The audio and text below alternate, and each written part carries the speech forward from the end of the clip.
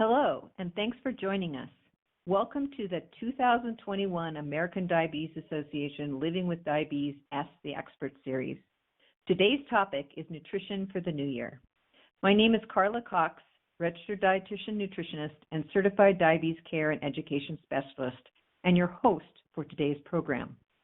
Our Ask the Expert series is all about answering questions from our listeners, so start getting your questions ready.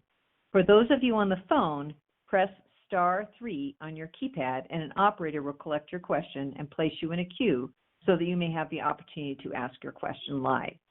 To participate online, type in your name and question in the field below the streaming player. Press the Submit Question button and your question will come directly to us. Stay with us through the hour and you will learn useful tips to help you live well on your journey with diabetes.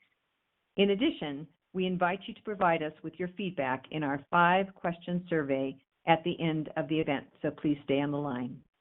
Okay, now a little bit about why we're here today.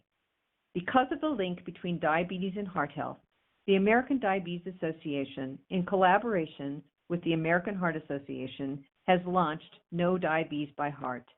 With support from founding sponsors, the Boehringer, Ingelheim, and Eli Lilly and Company Diabetes Alliance, and Novo Nordisk, as well as national sponsors Sanofi, AstraZeneca, and Bayer, the No Diabetes by Heart initiative provides tools and resources for people living with type 2 diabetes to learn how to reduce their risk of cardiovascular disease. As part of the initiative, the ADA is holding this free educational Q&A once a month. We'll cover information and tips to help you take charge of your health. The health and safety of all those we serve at the American Diabetes Association is always our top priority. COVID-19 continues to be a serious public health threat. In general, people with diabetes face greater risks of complications when dealing with viral infection, and that is true of COVID-19 as well. Current CDC recommendations to protect your state that you should wash your hands often.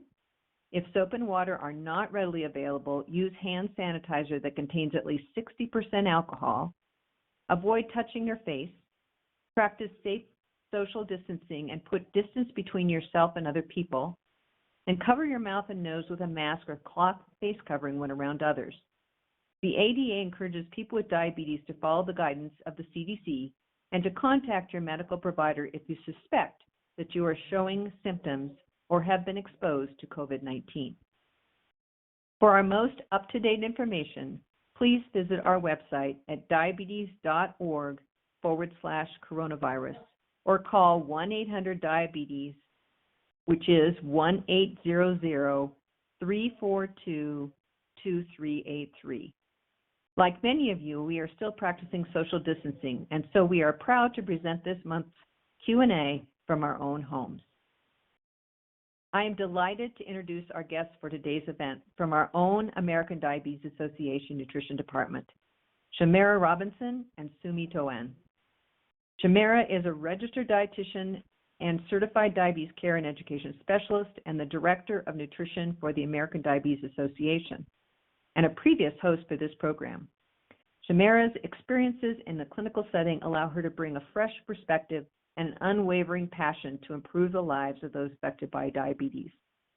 Her favorite part of being on the nutrition team is breaking down the scientific research into simple tips and tools to help everyday people build their plate in a balanced way. Shamara, why don't you tell us a little bit about yourself and include your favorite fruit and how it contributes to health? Well, thank you for that introduction, Carla. Hello, everyone. This is Shamira. I am so happy to be back with you all, and I look forward to all the questions to come. But just to jump right in, my favorite fruit, that's such a fun question to start. So I have to admit, I am not loyal to any particular fruit. You know, it really depends on the day and the mood. So I kind of go through seasons. But now I will say what is at the top of the list, I definitely have to choose mangoes. I don't know if you've tried mangoes before, but they are absolutely delicious. But in addition to that, they're packed with nutrients to help keep your cells healthy and your body's healthy. And they're also a really good source of fiber. And that fiber helps to keep you feeling full, but it also helps to keep you regular, which is a great thing. So I will leave it at that, but I'm happy to jump into more information when it comes to food and nutrition and food choices later in the broadcast. Thank you so much. Sumi Tohan is a registered dietitian and certified diabetes care and education specialist as well. She is currently serving as the interim associate director of nutrition for the American Diabetes Association. She has experience in a wide variety of settings, including a pediatric behavioral hospital and remote village clinics in rural Alaska, working with persons with type 1, type 2, and gestational diabetes. Why don't you tell us a little more about yourself and make sure you include your favorite vegetable and how you fix it? Hi, Carla. Thank you for that introduction as well. I'm very excited to be here and be a part of today's event. So similar to Shamira, I can say that I like a variety of vegetables, but one of my favorites is actually okra because I think it's pretty misunderstood. I think a lot of people think they don't like it because they don't know how to prepare it. So it takes a little bit more effort. You've got to cut the okra open and let it dry out so that when you cook it, it doesn't become slimy. And I actually like it prepared in an Indian dish called bindi masala, which is where the okra is stuffed with spices. And I really like it that way because then you don't actually have to add a lot of salt. There's so much other flavor in it, and you get all the benefits of the okra without that added sodium. Thank you so much, and I'm going to have to run out and try some because I must admit I'm not an okra lover, so I will try that. As we're waiting for our callers. Before we move on, Carla, I just want to throw in, I am right with you. I wasn't an okra fan because of that texture and the sliminess until I tried roasting okra. So that's another really good way to kind of help with that too. But let's keep it rolling. I love that idea. I love roasted vegetables anyway. As we are waiting for our callers and online listeners to chime in, I'm going to go ahead and kick this off with a question. Many persons with and without diabetes start the year out with a New Year's resolution to eat healthfully. With all the food plans out there and food choices, can you give a little insight into what healthy eating actually means? Yeah, so this is Sumi. Healthy eating, it comes down to a few different things. There's definitely looking at the nutrients of the food that you're eating, but it's also about creating an eating pattern that's realistic and sustainable for you. And I would say one approach can be really helpful for people with diabetes as well as people without diabetes is the plate method, which really emphasizes getting the appropriate balance of nutrition and that opportunity to fill in the plate with different foods based on your preferences and availability. So with the plate method, half of your plate is going to be full of non-starchy vegetables, which are low in carbohydrates and provide fiber. A quarter of that plate is going to be lean protein to keep you feeling full. And then a quarter of your plate is going to be your starches or your carbohydrates. And we would certainly encourage choosing whole grains so that, again, you're getting more fiber out of your meal. I love that, Sumi, and I love the part about finding small ways to start implementing some of those changes and figuring out what works for you.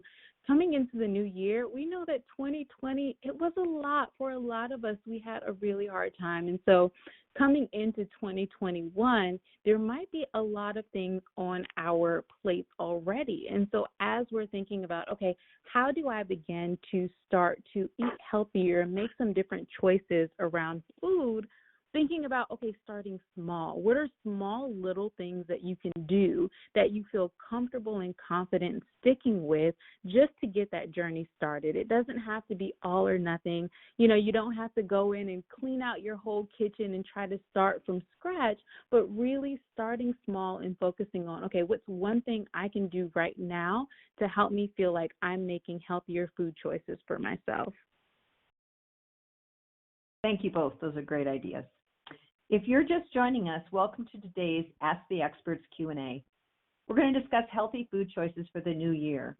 And as a reminder, for those of you on the phone, press *3, that's *3, on your keypad, and an operator will collect your question and place you in a queue so that you may have the opportunity to ask your question live. To participate online, type in your name and question in the field below the streaming player.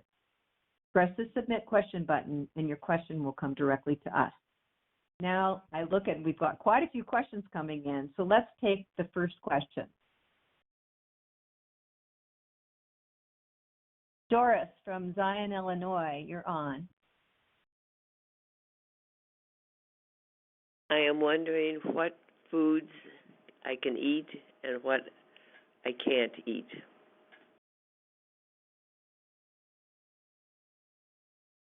Thank you for your question, Doris. I think that is a very common question for people living with diabetes. The tricky part about the answer to that question is there is no one perfect diet for different people living with diabetes. As Shamara and I mentioned earlier on, really individualizing your meal plan to fit your lifestyle and your preferences is an important factor. But the things that I really like to pay attention to are kind of going back to the ABCs of diabetes, thinking about foods that are going to help you manage your A1C, your blood pressure, and your cholesterol. So in that case, we're going to kind of look for foods that are low in added sugars, and then our foods that do provide carbohydrates, we want to ensure that they're also providing us with some fiber that's going to be helpful in managing our cholesterol. We're going to look for foods that are lower in sodium, so being mindful of how often we're choosing prepared packaged foods or dining out. And then, considering our cholesterol, we're going to look for foods that are lower in saturated fat and higher in more unsaturated fats, things like olive oil, avocados, and other plant-based sources of fat. That's Thank great, you. Sumi, and I think that ties perfectly into the plate method that you mentioned earlier. And so all of those things, if we're thinking about trying to kind of cut down on our added sugar, watching out for our sodium, and making sure that we're getting those quality sources of carbohydrates, going back to your plate. And so I want to dig in a little bit deeper to that. And so if you have your plate, imagine your plate sitting in front of you, and you just divide that plate in half. And so on half of that plate, we want our non-starchy vegetables. That's where we want to put our emphasis and our focus. So if you think about things like broccoli, your dark leafy greens, cauliflower, cucumbers, carrots, Brussels sprouts, all of those things we want to fill up on half of our plate. And then you take the other half of that plate and you divide it into two sections. And so you have a quarter. So in that top quarter of that plate, you want to get those nice quality sources of your carbohydrates. So that can be your whole grains, like a whole grain pasta or a whole grain bread. That can be things like your beans, lentils, peas, potatoes, sweet potatoes, corn, or even like milk and dairy, yogurt you can fit in there. And then for that last quarter, focusing on your protein foods. So this can be chicken, this can be fish like salmon and tuna. You have your lean beef, you have tofu, eggs, cheese, things like that can fit into that other section of the plate. And so when all else becomes too much, if you can just bring your mind back to that plate and say, okay, I want to focus on how can I get a lot of my non-starchy vegetables in? How can I get some good whole grains or quality sources of my carbohydrates like beans, peas, lentils, and potatoes? And then how can I get in some of those lean proteins like chicken, fish, lean sources of pork or beef? And really just picking from those categories and putting your plate together in that way. That might be helpful too. Yeah, I think those are great suggestions. And when we look at a balanced diet or a balanced food plan, it's really including foods from all the food groups. The less processed, probably the better. So the more whole foods we can get, so from dairy to meat to whole grains to fruit to vegetables, we really need some of all of those things and then some of the oils as well. So a balanced food plan is really the plate method and including all of the food groups within a balanced diet. Okay, we have a very interesting question coming in online. Can you suggest a resource where cholesterol and diabetes diets intersect? So as we've kind of talked about a little bit, going back to those ABCs of diabetes, we are always trying to be mindful of not just managing our blood glucose, but also our blood pressure and our blood cholesterol levels. So with the ADA website, we have the Diabetes Food Hub, which has a wide variety of different recipes, all of which are the nutrition is analyzed to ensure that these recipes are appropriate for people with diabetes, considering not just total carbohydrates and added sugars, but also saturated fat and sodium. And so that would be a good starting place just to find some recipes that are going to be helpful for managing cholesterol. Great, thank you. And just to add on to that as well, before we move on, the Diabetes Food Hub is a great resource, as Sumi mentioned. And then if you're just looking for more general information around nutrition when it comes to managing your diabetes and protecting your heart health, you can always just visit the websites as well. I think there's a lot of really good information at diabetes.org and heart.org. So those are the two websites for the American Diabetes Association and the American Heart Association. Thank you. We have a call in from Jan from California. You're on the line. Hi. Hello? Greetings. Hi. Hi. You're on. I've been diabetic for like 20 years, so I'm pretty familiar with that side of it. Last March, I had a really mild stroke, and now my doctor doesn't want me to have a lot of sodium or a lot of cholesterol, and I'm going crazy in the grocery store trying to figure out what I can and can't eat. Can you help?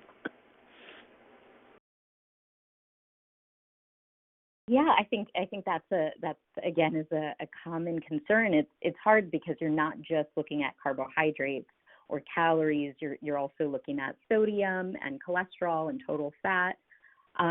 But going back to some of the things that we've already talked about, kind of looking at including more whole foods into your meal plan, that's one way to think a little bit more about what can I get more of.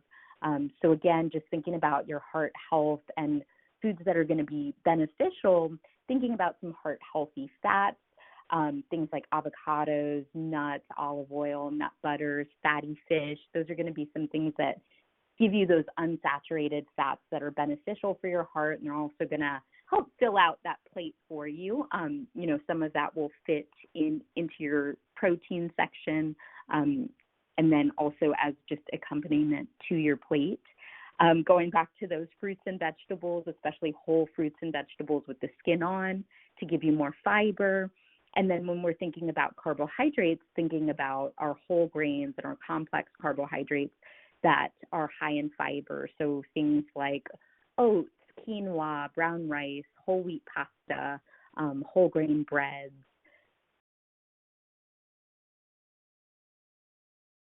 Yeah, and Great. as you're navigating the grocery store, something else to keep in mind, especially if you're thinking about salt and how much sodium you're getting in, is we've said the word processed foods, but just to kind of take a step back and break that down, processed foods are the foods that are typically come like packaged or prepared, sometimes ready to eat, that tend to have a lot more sugar and a lot more salt in them.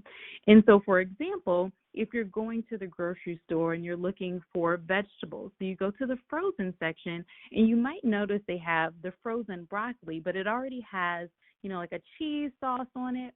A lot of times that is going to have a lot more salt and other things than if you were just to get that plain bag of frozen broccoli. So there is nothing wrong with your frozen options, your fresh options, or your canned options, but being mindful of how they're packaged and how they're processed.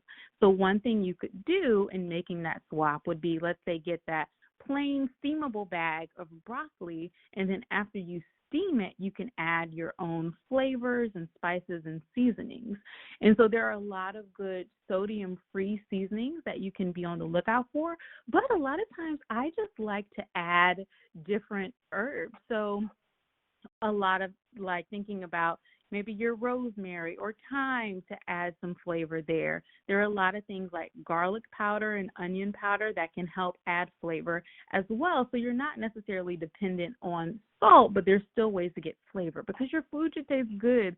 You should enjoy it. And I think like a squirt of lemon sometimes can also add citrus that gives you that salt feel as well. So there are a lot of good ways to navigate that grocery store and figure out, okay, this is something that I usually get that might be a little more processed or have a lot of added salt or a lot of added sugar, but maybe I can, get that plain version and figure out a way to spice it up myself so I know what's going into it and I can add flavors that I enjoy and that are going to taste good to me.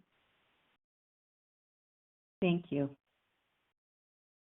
We have a call in. I hope I didn't lose him here, but we have a call in from Clarence from Atlanta, Georgia. Clarence. I'm here, and thank you for receiving my call. I'm calling because, I at one time I'm 5'6", and at one time I weighed up 367 pounds. I'm now down to 234 pounds. Taken a while, but I am working on that. I was that heavy because I ate incredibly stupid. But all that aside, I wanted to find out, and fruits are one of the things you were talking about were fruits. You started out with that. I am a big fan of fruits, but one of my favorite fruits is bananas, and I've heard stories that for a diabetic, anything from they should be completely avoided to you should cut down significantly on that. Because I like bananas in most forms you can have. In fact, I like them in all forms, out of hand, in cereal, and what have you. But what is your attitude about that? And what other fruits, if there are any, should I avoid?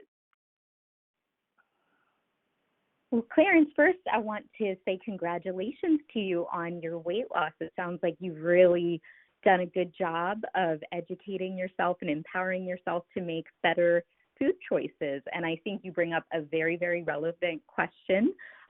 So we talked about it a little bit before, kind of touching on the diabetes plate method, where a quarter of your plate is dedicated to your carbohydrates. And so in that category is not just going to be your whole grains and your potatoes, but it's also going to be your fruits, your starchy vegetables, things like yogurt, so other foods that contain carbohydrate.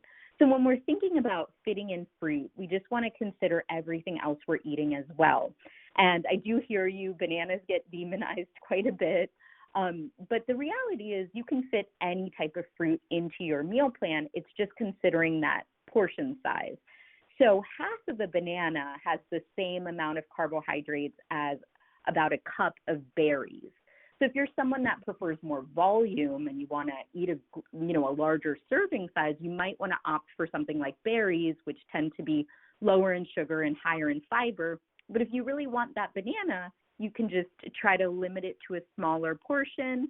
And it might be tricky to add it to something like cereal just because then, we're going to have carbohydrates from the banana, the cereal, and then if you're adding milk, there's going to be some additional carbohydrates there. So what I would recommend is maybe you want to pair your banana or your piece of fruit with some type of protein so that we're not having too many carbohydrates all at once. So what I personally like to do is I like to have half a banana with a tablespoon of peanut butter.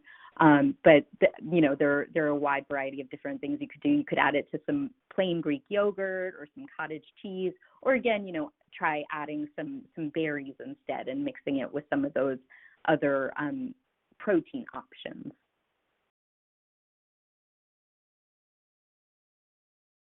Thank you.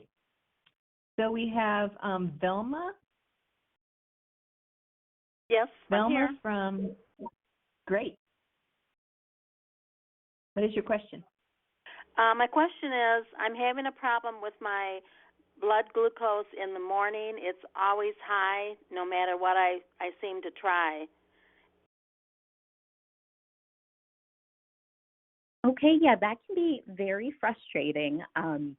So that's a concern that there's a few different things that you might need to look at with that. It's not just your diet, although that can play a role as well, but working with your diabetes care team, and depending on which medications you're on, some of those medications may need to be adjusted in order to regulate your early morning blood sugars.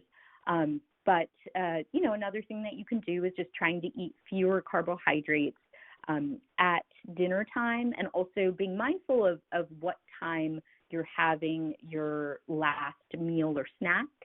And then also just being mindful, if you are waking up with higher blood sugars, kind of choosing a lower carbohydrate breakfast option so that you're not continuing to have an elevated blood sugar.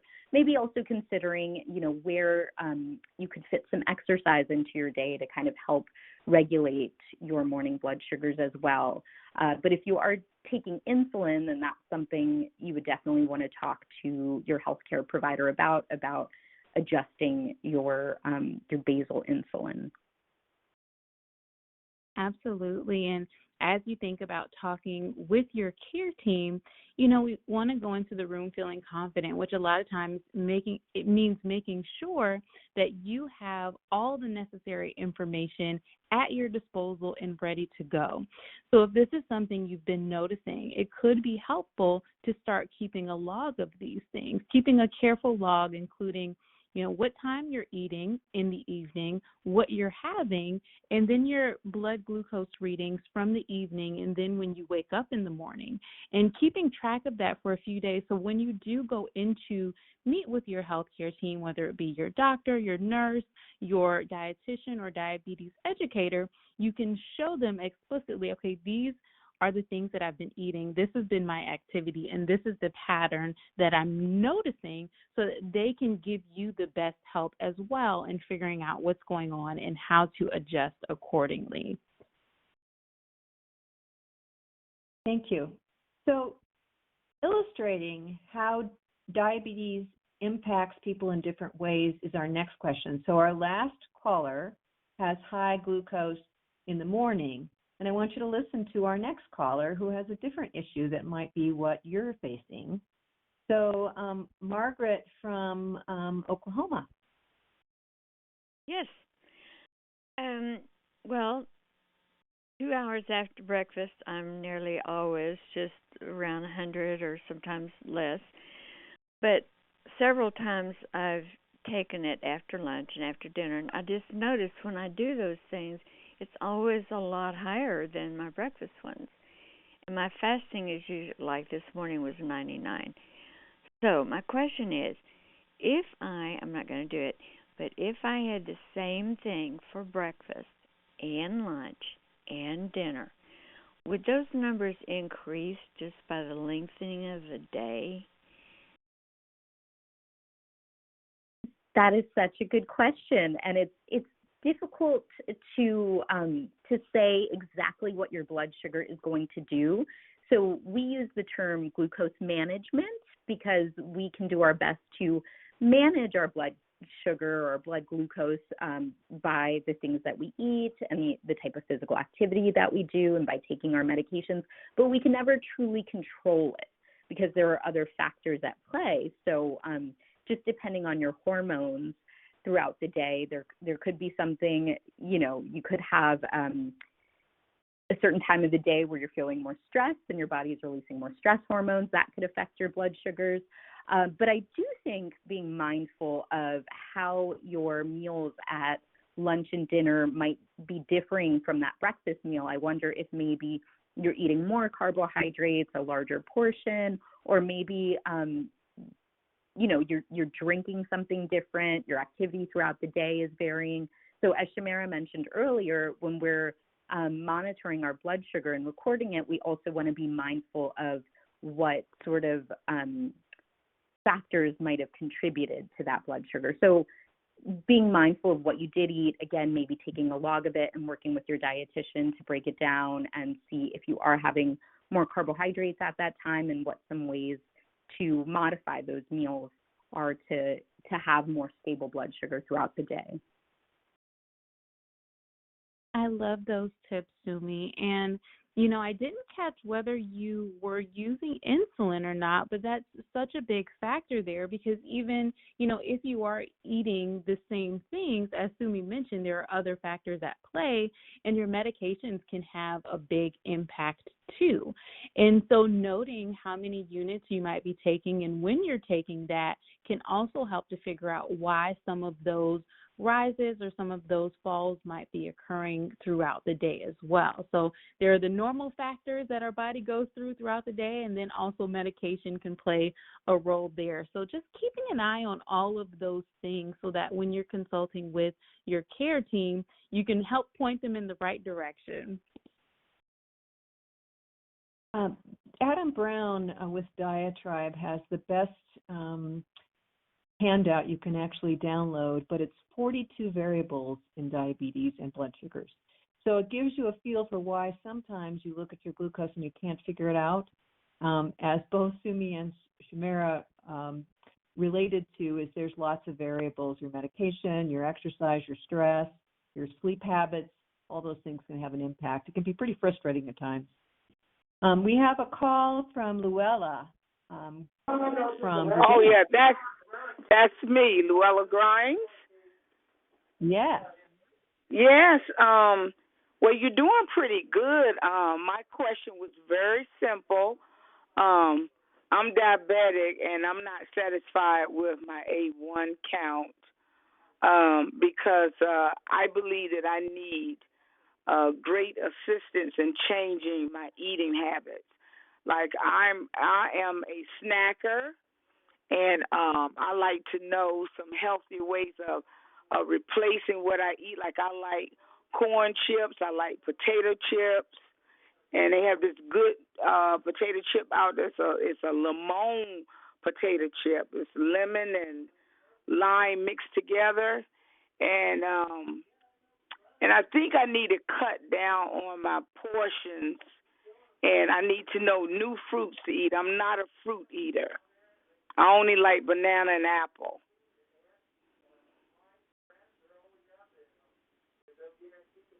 Hey, Hello? yeah, I think you. Yes. Yeah, Can I you help think her out? that is absolutely. Yeah, I'm glad that was a topic that was brought up. I think a lot of us struggle with snacking. So that plate method is really helpful when we're thinking about meals, but when we're thinking about all the things in between, it can get a lot trickier. But what I really like to consider when I'm looking at snacks is, of course, it's got to be something that I enjoy eating, but what is the nutritional value that I'm getting out of it as well? So I always look for a high fiber snack and possibly something with a little bit of protein as well, because the goal of a snack is to kind of tide you over before your next meal. So you do want something that's satisfying. So, I know you mentioned chips. So I'm guessing that maybe you want something salty and crunchy. I'm a big fan of nuts. There are some, you could get unsalted or low sodium, things like almonds or cashews. The only thing is we do have to be really mindful of the portion size there. So the portion size is really about an ounce or like a quarter of a cup. A lot of food companies now do sell single-serve portions of things, so like 100-calorie packs of nuts. That's something that I take advantage of when I can. But even thinking about chips, there's a lot of new chips on the market that are more nutritious, so things that maybe have some fiber in them. I'm a really big fan of Sun chips. And you can get them in individual serving bags. So that's something I would do as well to try and control my portion sizes. Great snack idea, Sumi. And I just want to key in on this portion piece a little bit more because isn't that the struggle? Especially as a lot of us are stuck in the house, it's easy to, let's say, grab our bag of chips, and especially if we're getting the large bag, to kind of sit there and munch on them throughout the day. And it's hard to keep track of how much you're actually taking in. So a few things that might be able to help. Sumi mentioned how you can get the single serving bags to help already pre-portion it. But even if you prefer to get the larger bags, you can portion that out yourself so that you're already letting yourself know, hey, okay, I have a craving for some chips or whatever this snack is. Here is my portion. I'm going to enjoy it. I'm going to sit with it. And, I know once I reach the bottom of that, let's say you put it in a little baggie or a container, then, I've had my serving. You can do the same thing with nuts. So whether you have peanuts or almonds or walnuts, if you have that big can, go ahead and portion them out. Take out that about quarter cup of nuts and put them into a baggie or into a container so that when you're ready for that snack, you can just grab that and you don't have to worry about eating more than you think you should be having in that sitting. And the same goes for your meals. So as you're cooking, one thing I like to do is I'll have the, Tupperware ready. And so I'll cook, I'll fix my plate, and then I'll go ahead and portion out the rest of the food into those Tupperware containers. So not only am I being mindful of the portion I'm having then, but I'm setting myself up so that I have meals ready to go that are already portioned for me throughout the week. And you can do the same thing if you're ordering out or getting food to go, especially a lot of times restaurants, they'll give us huge portions. And you could take that as soon as you get that to go order or whatever it is, split it up right then and there. Fix your plate of what you're going to have of that. Let's say I'll just throw out, for instance, say you're having Chinese food. You portion out what you want and go ahead, take the rest of that, put it in a container and put it away for later so that it's kind of out of sight, out of mind. You can focus on enjoying the food that you have in front of you and knowing that you have another portion waiting for you when you're hungry again. Thank you. Those are great ideas. This may be a really good time to talk about the diabetes self-management education programs that are available to everyone because they will give you additional tips. Very similar to Shamira and Sumi's recommendations. So diabetes education programs provide services that focus on your concerns about diabetes and will empower you with the knowledge and skills to manage it. They can link you to support resources in your own community, and you can find an ADA-approved program in your area by clicking on Find a Program link on our webpage, diabetes.org/experts. You can also call our number at 1-800-342-2383 to ask a member of our call center with assistance in identifying a program near you. So they would give you even more continued tips, I guess, and continued support. So something to think about. We have a great question coming in online that's kind of off the normal questions that we get, and it's from Mark Hamlin. And he's a performance cyclist living with type 2 diabetes. He is experiencing some lows when off the bike. He's 2 years into his diagnosis and still having difficulty balancing low sugar intake and high intensity interval training, endurance, and racing.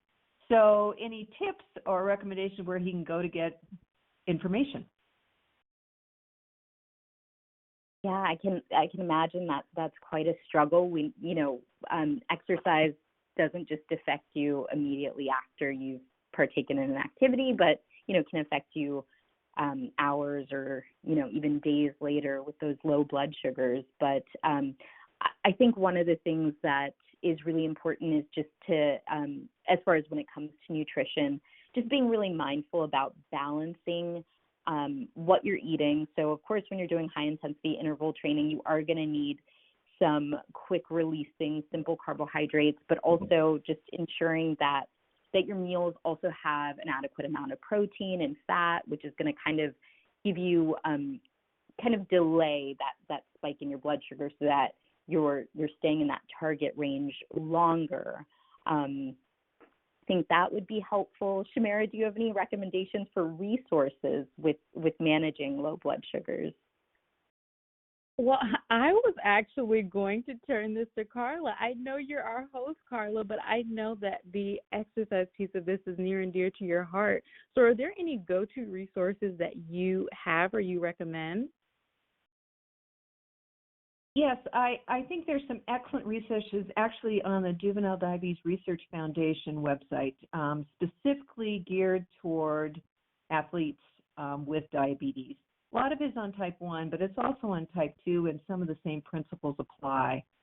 Also, if you Google um, uh, Riddle, Riddell, he's from Canada, and he has a tremendous, he's Mike Riddle, and he has a tremendous resource, lots of articles that might help as well.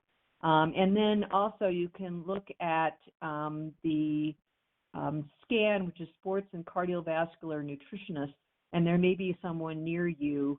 That's something I've always enjoyed doing, is working with athletes with diabetes and trying to come up with the right answers and the right carbohydrate level so that they can exercise at optimal performance and still maintain glucose. So those are some resources that I would recommend.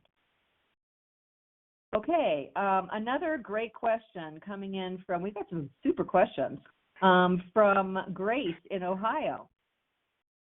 Hi, how are you? I wanted I'd like to know some of the things that could affect diabetes. I have a special adult daughter, and I don't know if it's gluten, fat, she has belly fat, carbs, cravings. Where does that, and she's pre-diabetic. Where does that all come in?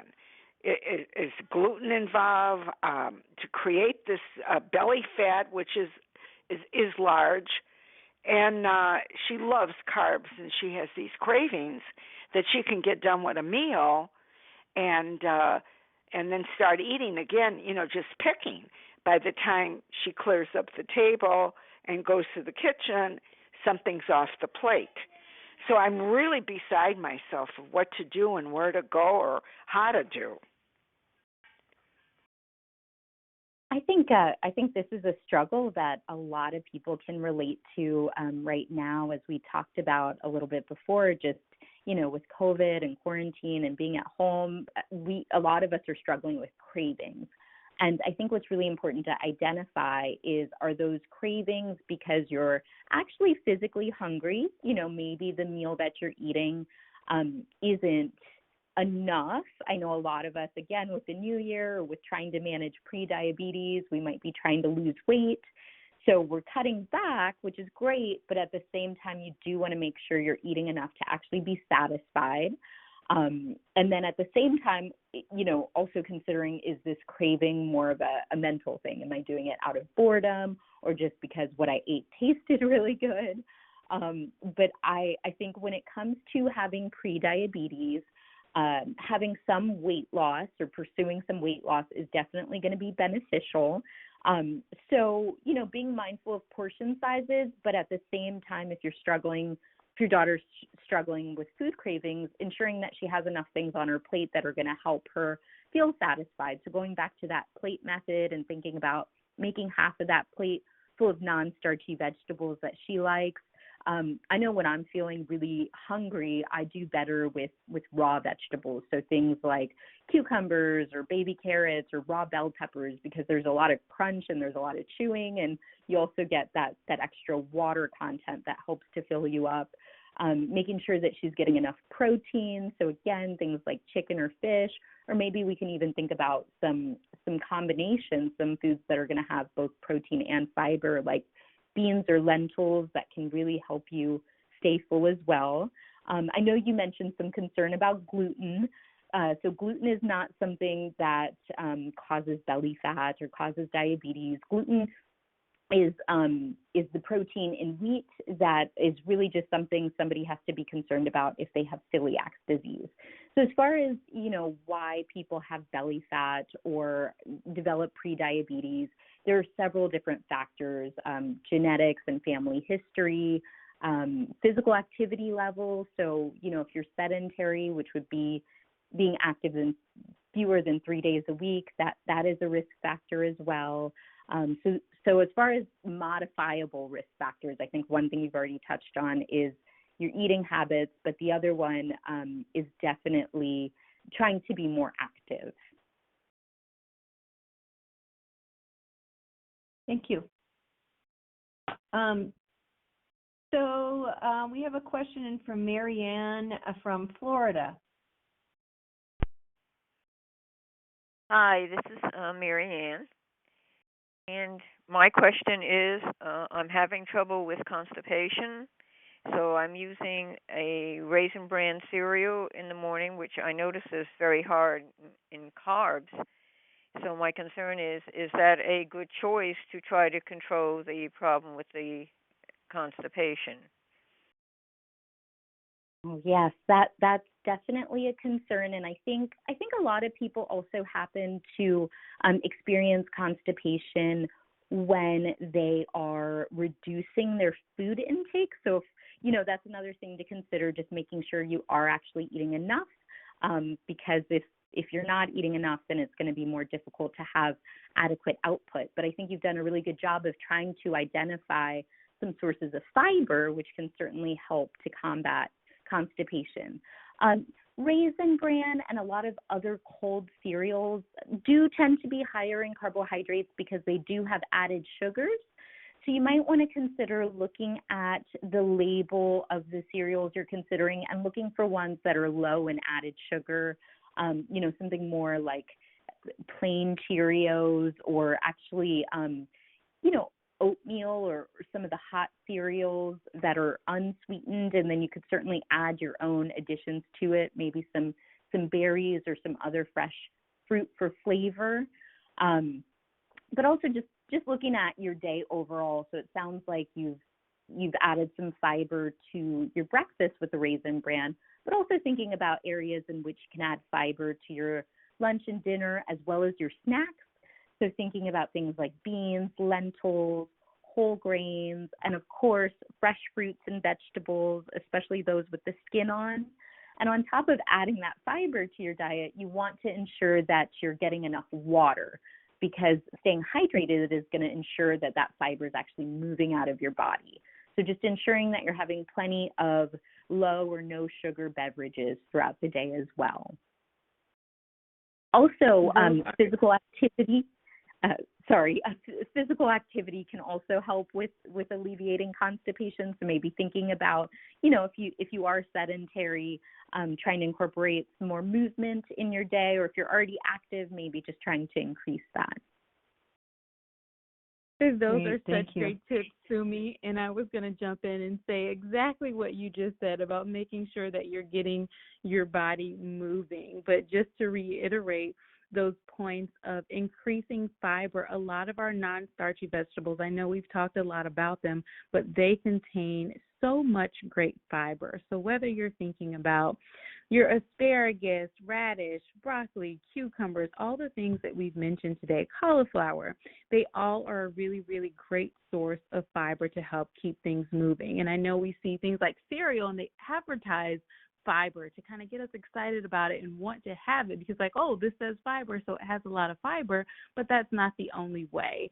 And so as Sumi mentioned, yes, those breakfast options can help give you some fiber, but as you're going throughout your day for your lunch and for your dinner, figuring out how you can add some of those vegetables, those nice fresh fruits and things like that will also help a lot with adding some bulk and keeping you regular. Great. Thank you so much. We have another question coming in from Jennifer from Maryland. Hi. I'm newly diagnosed and borderline. I'm diabetic and pre-diabetic. So I'm still trying to figure things out. So this has been very helpful. Thank you. My question is, one, is it important to eat at the same time every day? Because my mom's diabetic and she's been for years, so she's telling me all these things. But I'm not an early riser, so I find myself, up late at night. So that's my first question. Is it important to eat at the same time every day? And then is breakfast necessary? I may just have a cup of coffee, but should I be eating more than that? Those are both such great questions, especially when we're thinking about, the new year and establishing healthier habits. I think in a perfect world, it certainly can be helpful to eat around the same times every day just so that your blood sugars are a little bit more consistent. But I recognize that not everyone can always do that. If it's something that's realistic for you, I think it definitely is not a bad thing. It could certainly help.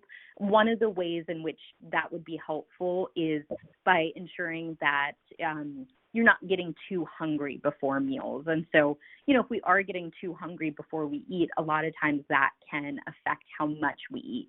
So I know if I wait too long to eat, I'm probably going to overeat by the time I actually do sit down because I'm just so hungry at that point. So if we do have a regular eating pattern, we can ensure that we're not going too long between meals, or if we know there's going to be a long period of time between, let's say, lunch and dinner, we can plan a snack at an appropriate time. So while meal timings are important and can be beneficial, I think you can still manage your blood sugars without eating at the same time every day, but just being mindful of going too long without eating. As far as eating breakfast, it's definitely something that the evidence supports. Again, if we're waking up in the morning and we're not feeling hungry, but then we wait too long until we eat, we might overeat at that first delayed meal. You might also want to think about why you're not hungry at breakfast time. It could be, maybe you want to try eating less at your last meal, or maybe you want to eat your last meal of the day earlier so that by the time you wake up, you are actually feeling hungry and like you want to eat breakfast. I love that, Sumi. And those time ranges or your meal timing, one thing I can think of that is helpful, especially if you're someone who often skips meals or forgets to eat throughout the day, you don't necessarily have to set a time. Like, okay, at 12:15 every day I'm going to have lunch. But just keeping in mind, okay, somewhere between 12, like noon and 2 p.m., I'm going to make sure that I am feeding my body could be a good strategy for you, because as we're going throughout the day, especially if your body is not giving you those hunger signals, it's easy to just kind of forget to feed yourself. And when we're trying to keep our blood sugars regular, that is very important for caring for ourselves. So it doesn't necessarily have to be a time, but if you are someone who often forgets to eat throughout the day, thinking about a general time range to schedule your meals in could be a helpful strategy. Thank you. This might be a good time, too, to talk about what could be a heart-healthy breakfast that doesn't take a long time to prepare. So some people are kind of flying out the door, maybe not so much during COVID, but generally, maybe they get up and think, I just going to have a cup of coffee and go. What would be a recommendation for a heart-healthy breakfast that would be quick and easy and they could have? Yeah, so I think there are a couple of different approaches you can take with this. If you're someone who likes to meal prep and plan things ahead of time, one of my favorite things to do is I will take a cupcake pan and spray it with some nonstick cooking spray, add some liquid egg whites, and then I'll dice up just a variety of different non-starchy vegetables, so maybe like some diced bell peppers, maybe I'll do some broccoli, whatever I have on hand, and I'll throw those in with the egg whites, and I might add just a little sprinkle of cheese on top. And I'll bake those until they're set, and then I'll keep them in the fridge or the freezer. And throughout the week, I will just heat them up in the microwave, and I've got, a high-protein breakfast on the go that's also got some fiber from the vegetables. If I'm someone who doesn't want to cook or doesn't want to think about it ahead of time, I would really utilize some whole grain toast. And to get some heart-healthy fats, I'd either put some peanut butter or almond butter on it, or my personal favorite is to make some avocado toast. So I'll mash up some avocado and put that on the whole grain toast, just with a sprinkle of black pepper. I might also add some crushed red pepper because that's what I like, but you can play around with different seasonings. Great. Those are great. And as we're talking about heart-healthy foods and heart-healthy breakfast, I think it's important for us to highlight those heart-healthy fats. So Sumi mentioned a lot of different food choices that contain heart-healthy fats, and these are the fats that help to protect our heart, to lower cholesterol, and some of the ones she mentioned specifically were the nuts. So like adding an almond butter or a peanut butter to a piece of whole grain toast, that those nuts give you nice unsaturated fats or our heart healthy fats, as well as the avocados. Some other things that are a good source of unsaturated fat or those heart healthy fats that we're mentioning are adding in fish. So that could be tuna, sardines, salmon, and also the types of oils that you're using when you're cooking. So if you want to add olive oil, canola oil, peanut oil, those oils that are liquid at room temperature, a lot of times that's an indicator that it's a heart healthy fat. When we start seeing things that are solid at room temperature, thinking about lard and butter, a lot of times those are sources of our saturated fats, which aren't so great for our heart and they aren't so great for our cholesterol. So being mindful of how you're incorporating those healthy fat choices at breakfast time, but also throughout your day. So adding fish, adding nuts, avocados, those heart-healthy oils can be beneficial throughout your entire day. Great, thank you. You know, the Ask the Experts program is once a month, but some people find that they need a little more support throughout the year. And if you could use more support, there's a few resources you might want to check out. One is Living with Type 2 Diabetes, where participants receive information throughout email and e-booklets that provide support and information on emotional health, eating healthy, and physical fitness, tips on managing and living well with Type 2 diabetes, as well as opportunities for support online and in your community. The link to sign up is on our registration page, diabetes.org/experts. I believe we have time for one or two more questions, but let's go ahead and go to Denise. Denise from North Carolina.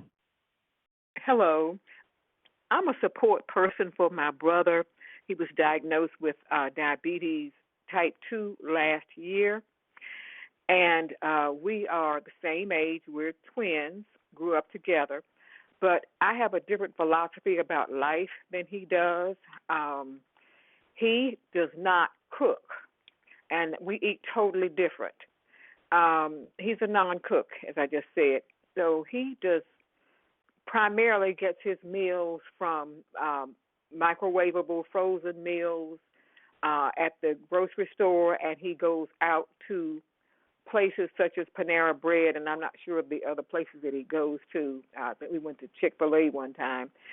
And I would like to know what types of brands of frozen foods would you recommend, restaurants where he can get some healthy meals, and maybe some simple food products at the grocery store that he can just put in the microwave and prepare. Because I can't change his habits right now. Yeah, I'm glad you brought up this question, because I think for many people, you know, whether they have a support system or they don't, sometimes, you know, you're just thinking about meals for one, and it can be difficult to cook for just one person. So we do often rely on pre-prepared meals or dining out. And fortunately, now that restaurants are required to share their nutrition information, consumers can make more informed decisions and be empowered. So I do think one resource that would be really helpful for your brother is, you know, if he's app savvy and he likes to use his phone, he can download an app called Calorie King. And if he doesn't like using apps, Calorie King also has small handheld books. And these books, or this app, contains the nutrition information for a ton of different restaurants, some of which that you mentioned, so Panera Bread and Chick-fil-A. So he can kind of learn to look through those and pick better options by choosing things that are lower in calories, lower in carbohydrates, saturated fat, and sodium. Sodium is really going to be the hardest thing when we're eating out or we're eating frozen meals. But I will say there are some good options still when we're dining out, as far as, not eating too many carbohydrates. So I know you mentioned he likes Chick-fil-A. Chick-fil-A actually has grilled chicken nuggets. So these are pretty low in carbs and calories. They only have 200 calories, 2 grams of carb, but they're high in protein. He could add a salad or some fruit to the side. Chick-fil-A's grilled chicken sandwich is also a good option.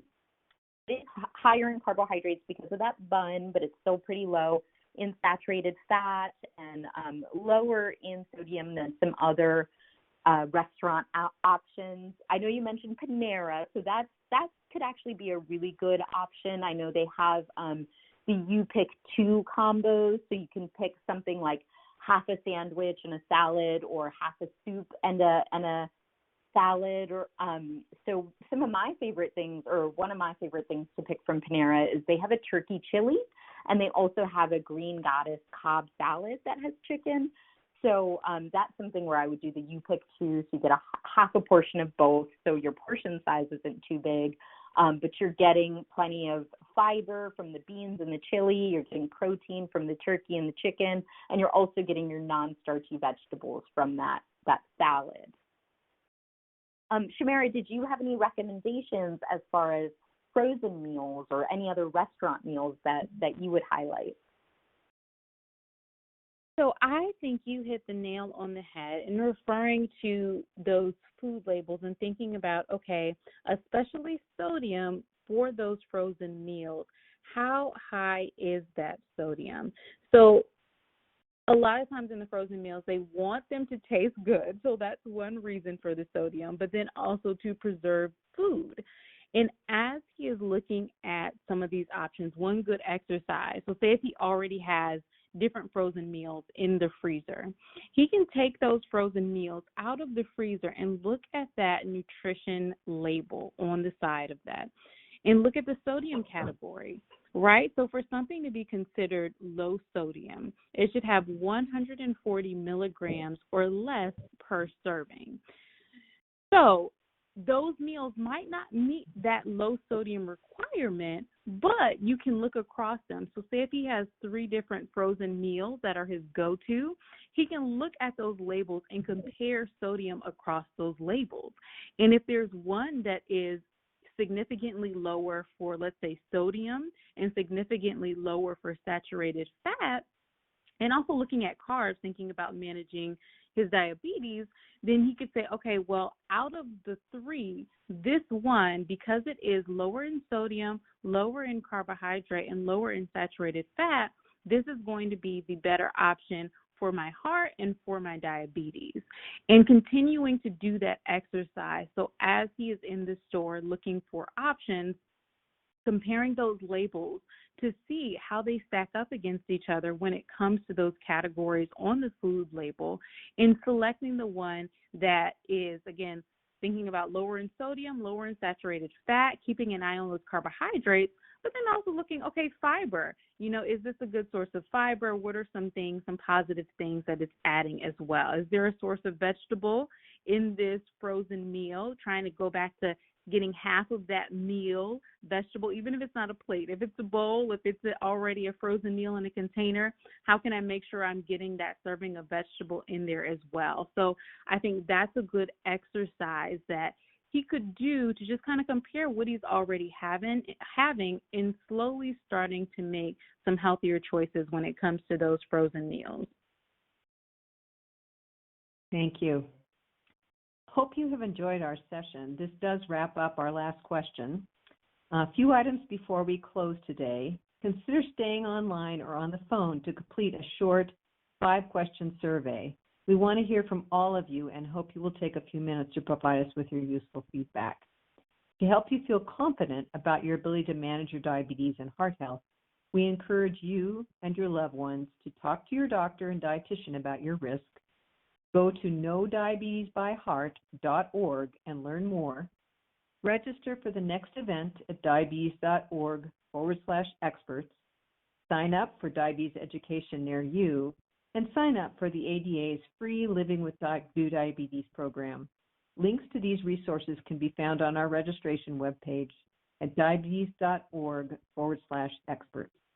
If you have questions about this event, want resources to find diabetes education classes in your area, or would like to receive an information packet to learn more about living with type 2 diabetes, you are welcome to contact us at AskADA, so ASKADA at diabetes.org, or call to speak with a member of our call center at 1-800-342-2383.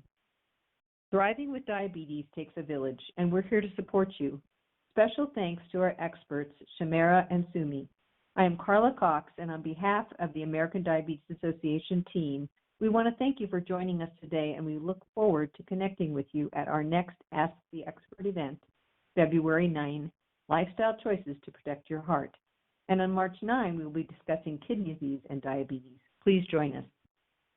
Please stay on for our survey. I'll turn it over to the survey portion to close out our program. Best wishes for good health.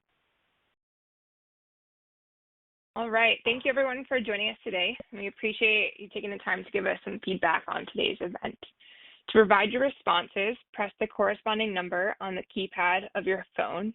And for our participants online, please click on the poll section below the Ask a Question form and click to submit your responses. Okay, here's our first question. Overall, how satisfied were you with today's event, Nutrition in the New Year? Use a scale from 1 to 5, with 1 being not at all satisfied and 5 being very satisfied. And I'll repeat that one more time for you. Overall, how satisfied were you with today's event, Nutrition in the New Year? Use a scale from 1 to 5, with 1 being not at all satisfied and 5 being very satisfied. And when we take a moment for the next question to come up, I'd like to remind you about one of our programs supporting people living with type 2 diabetes.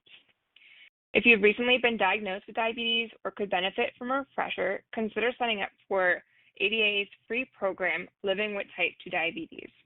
Participants receive information via email and e-booklets throughout the year-long program on topics including emotional health, eating healthy, and physical fitness, as well as tips on managing and living well with type 2 diabetes.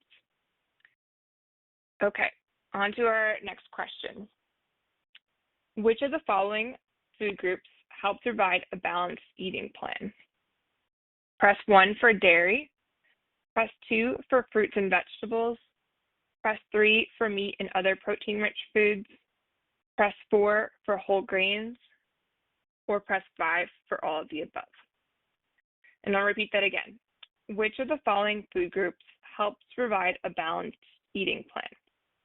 Press 1 for dairy, press 2 for fruits and vegetables, press 3 for meat and other protein-rich foods, press 4 for whole grains, or press 5 for all of the above. And before we go on to question 3, we'd like to let you know that if you missed a part of today's event or just like to listen again, we have full recordings available by phone or on our website. To listen to the recordings on the phone, you can call the toll-free number 866-686-8240 to hear the latest recording. Again, that phone number is 866-686-8240. You can also find the full recording on our website, diabetes.org/experts. Okay, on to question 3. Which of the following is an example of a heart-healthy breakfast? Press 1 for sausage breakfast sandwich. Press 2 for pancakes and syrup. Press 3 for peanut butter on toast. Press 4 for biscuits and gravy, or press 5 for all of the above. I'll repeat that again. Which of the following is an example of a heart-healthy breakfast? Press 1 for sausage breakfast sandwich. Press 2 for pancakes and syrup. Press 3 for peanut butter on toast. Press 4 for biscuits and gravy, or press 5 for all of the above. And before we move on to the next question, we'd like to remind you again that our next Ask the Experts Q&A event will be on February 9th. Our guest expert will be talking about lifestyle choices to protect your heart. To register for that event, you can go to diabetes.org/experts or contact 1-800-DIABETES. And that number is 1-800-342-2383. All right, here is question 4. As a result of this event, how likely are you to schedule a visit with your healthcare provider to talk about the link between heart disease and diabetes? Press 1 for not likely, press 2 for somewhat likely, or press 3 for very likely. And repeat that again. As a result of this event, how likely are you to schedule a visit with your healthcare provider to talk about the link between heart disease and diabetes? Press 1 for not likely, press 2 for somewhat likely, or press 3 for very likely. And while we await the final question, remember that a diabetes self-management education and support program referenced earlier will focus on your concerns about diabetes. The program will help to empower you with the knowledge and skills to help you manage your diabetes. You can find a link to an ADA-recognized diabetes education program at the bottom of our Ask the Experts webpage, which again is diabetes.org/experts, or you can speak to a member of our call center at 1-800-DIABETES to help find a program in your area. Okay, here's our final question. As a result of this event, how likely are you to sign up for or continue to participate in a diabetes self-management education program? Remember, diabetes education programs usually require a referral from a healthcare provider. Press 1 for not likely, press 2 for somewhat likely, or press 3 for very likely. I'll repeat that again for you. Question 5. As a result of this event, how likely are you to sign up for or continue to participate in a diabetes self-management education program? Press 1 for not likely, press 2 for somewhat likely, or press 3 for very likely. All right, thank you for staying with us and providing your feedback on today's event. We offer many thanks to our experts, Shamira and Sumi, as well as our support vendors and sponsors, and the No Diabetes by Heart collaboration. This concludes today's program in the Ask the Experts Q&A series. Please check out our website for recordings of this event and additional resources. And lastly, if you have any additional feedback for our team, please stay online and leave us a message. Thank you and stay well.